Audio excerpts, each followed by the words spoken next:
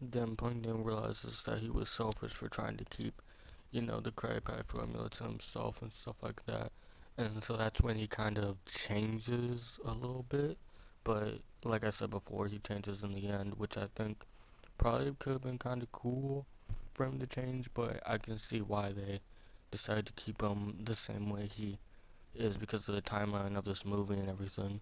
So SpongeBob writes them back to the Krusty Krab, and pretty much everything just turns into the way it's supposed to be. SpongeBob still works for the Krusty Krab. Everything's all good and happy and stuff like that.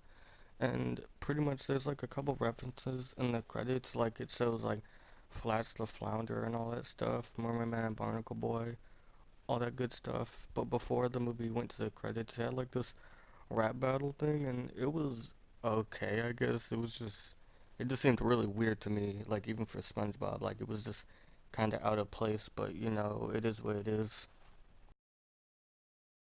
Now, if I had to compare this to the first movie, because I know a couple people have done that before, but if I had to compare it, I'd have to say they're probably about equal. Maybe the first movie, in my opinion, might be a bit better because, they had SpongeBob almost die and stuff like that, and that was a pretty big part in the movie and stuff like that. That's something that people will probably really remember and stuff like that. But in this movie, to me, they didn't really have too much like going for it. Like nothing really happened in the end or anything like that. It didn't feel as like fulfilling as the first movie because in the first movie, SpongeBob became manager of the Krusty Krab 2 and stuff like that. And then, it was just like a nice ending. Everything was like coming together and stuff like that. I mean, sure, he didn't get his license and whatnot, but it was still pretty good. While this movie, everything just went back to normal and everything was sort of the same. And I can see why they did that because, obviously the timeline and whatnot. It's still a bit off to me because, like in actuality, the movies are like 10 years apart from each other.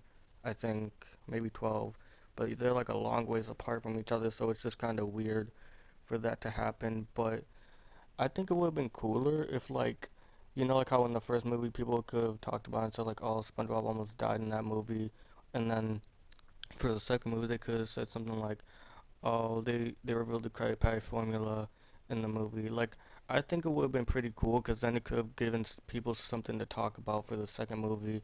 Because we haven't found out the Krabby Patty formula yet, and since this movie was kind of revolved around that, you'd think that maybe they'd like show it even for like a quick second or something, but they didn't.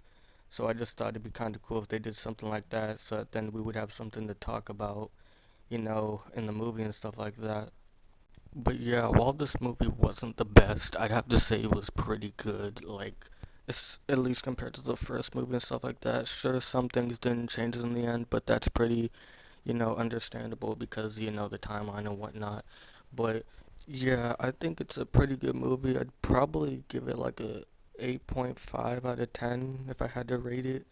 Only because, like, nothing really special happened in this movie, unlike the first movie and stuff like that, and it just felt almost like more the same and stuff like that, and nothing really changed in the end. It didn't really feel as fulfilling, in my opinion. But other than that, tell me what you guys thought of this movie. Did you like it? Did you think it was alright? Did you think it was like too crazy or too weird or whatever?